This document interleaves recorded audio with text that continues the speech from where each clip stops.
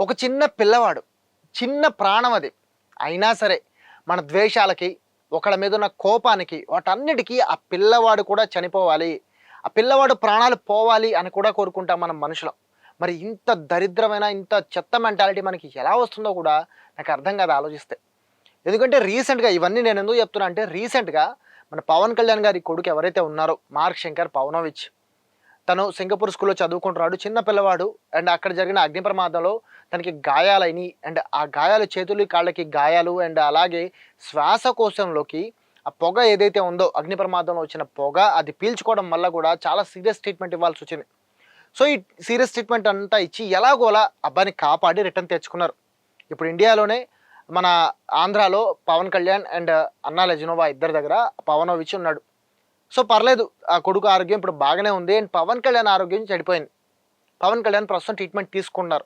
And కొడుకు ఆరోగ్యం బాగుండాలని చెప్పేసేసి అన్నా లెజినోవా గారు వెళ్ళి తిరుపతిలో తన తలనీలాలిచ్చి అండ్ అక్కడ సాధారణ భక్తురాల్లాగా తిరిగి, అక్కడ సాధారణ భక్తులతో పాటే తలనీలాలిచ్చి, కొడుకు పేరు మీద ఒక 17 లక్షలు విరాళం కూడా ఇచ్చి, ఆ తర్వాత అక్కడ సాధారణ భక్తులతో పాటే భోజనం చేసి అండ్ వీటన్నిటికంటే ముందు ముఖ్యంగా రిపీట్ అండ్ ఆ సా అండ్ ఆ తర్వాత రిపీట్ అండ్ ఆ తర్వాత సాధారణ భక్తురాల్లాగే అందరు భక్తులతో కలిసి అక్కడే భోజనం చేసి, అలాగే వీటన్నిటికంటే ముందు తను క్రిస్టియన్ కాబట్టి అక్కడ డిక్లరేషన్ ఇచ్చి, నేను క్రిస్టియన్ని అయినా సరే నాకు స్వామివారి మీద, ఆయన మహిమల మీద నమ్మకం ఉంది అని అక్కడ డిక్లరేషన్ ఇచ్చి తర్వాత మిగతా కార్యక్రమాలన్నీ చేశారు. సో, దీని మీదే విపరీతంగా ట్రోలింగ్ చేశారు.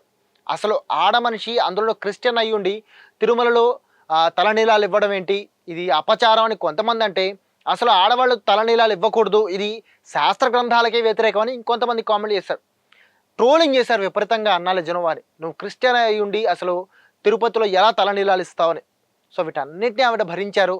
ఎందుకంటే రిపీట్ సో, వీటన్నిటిని ఆమె భరించారు. ఎందుకంటే తన కొడుకు కోసం చేసింది ఆ పని. అంతేగాని వీళ్ళు ట్రోల్ చేస్తారనో లేకపోతే ఇంకేదైనా భయపడో చేయలే. ఫైనల్‌గా అది కొంచెం మరుగున పడుతుంది అనుకున్న టైంలో దీనికంటే ముందు నుంచే స్టార్ట్ చేశారు. ఎప్పుడైతే మార్క్ శంకర్ పవనోవిచ్ అనారోగ్యం పాలయ్యారు అండ్ అగ్ని ప్రమాదంలో చిక్కుకుని హాస్పిటల్‌లో ట్రీట్మెంట్ తీసుకుంటున్నారు, సీరియస్ ట్రీట్మెంట్ ఇస్తున్నారు అని తెలిసినప్పటి నుంచి కూడా కొంతమంది సోషల్ మీడియాలో దారుణమైన ట్రోలింగ్ స్టార్ట్ చేశారు. ఏదైతే ఏపీలో మన పవన్ కళ్యాణ్ గారు ఒక పర్యటనకెళ్లారు. ఆ పర్యటనకెళ్ళినప్పుడు అక్కడ ఒక రోడ్‌లో వెళ్ళాల్సొచ్చింది. అదే టైంలో అక్కడ జేఈఈ మెయిన్స్ ఎగ్జామ్ జరుగుతున్నాయి. సో, ఈ రెండిటి వల్ల అదే టైంలో పవన్ కళ్యాణ్ పర్యటన రావడం వల్ల అక్కడ రోడ్డు ట్రాఫిక్ పోలీసులు అనేది జామ్ చేశారు. సో, దీనివల్ల మేము మా పిల్లల్ని తీసుకెళ్ళలేకపోయాం. 30 మంది పిల్లల తల్లిదండ్రులు ఈ మాట చెప్పారు. మా పిల్లల్ని ఎగ్జామ్ సెంటర్‌కి టైంకి తీసుకెళ్ళలేకపోయాం. 2 నిమిషాలు లేట్ అవ్వడం వల్ల మా 30 మంది పిల్లల ఎగ్జామ్ రాలేకపోయారు. వాళ్ళ జీవితం నాశనం అయిపోయింది. దీనికి కారణం పవన్ కళ్యాణే అని వాళ్ళు ఈ పోస్టులు పెట్టారు. అని వాళ్ళు సో రిపీట్ అని వాళ్ళు ఆరోపణలు చేయడం స్టార్ట్ చేశారు. ఈ ఆరోపణలు ఏవైతే వచ్చాయో అవి నిజమో అబద్ధమో తెలీదు.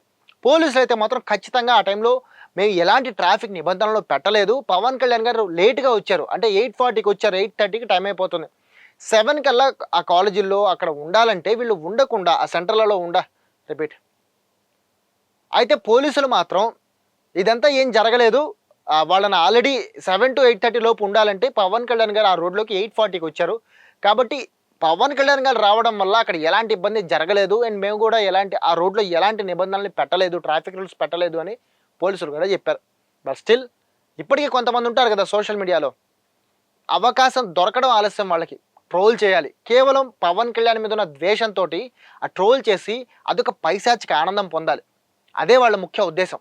అలా పైశాచిక ఆనందం పొందే ఒక బ్యాచ్లో ఒకడు గుంటూరు జిల్లాలో పోలీసులకు దొరికాడు. వాడు ఎవడయ్యా అంటే అల్లు అర్జున్ వీరాభిమానంట.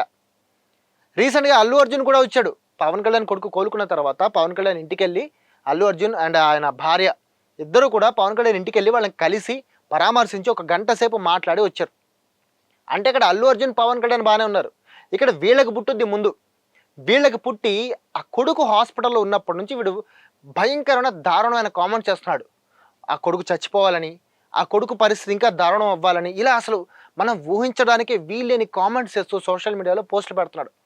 దాని మీద ఒక వ్యక్తి పోలీసులకి ఫిర్యాదు చేయడంతో గుంటూరు పోలీసులు వెళ్ళి కర్నూలు జిల్లాకు చెందిన వాడిని అరెస్ట్ చేశారు. అండ్ వాడి దగ్గర నుంచి 10 ఈమెయిల్స్ అండ్ అలాగే 4 ఫోన్లు మొత్తం కూడా సీజ్ చేశారు. వీటితోటే వాడు అల్లు అర్జున్ ఫ్యాన్ కాబట్టి వీటితోటి వాడు పవన్ కళ్యాణ్‌కి వ్యతిరేకంగా, జనసేన పార్టీకి వ్యతిరేకంగా అసలు ఇష్టం వచ్చిన కామెంట్లు, పోస్టులు పెడుతున్నాడు.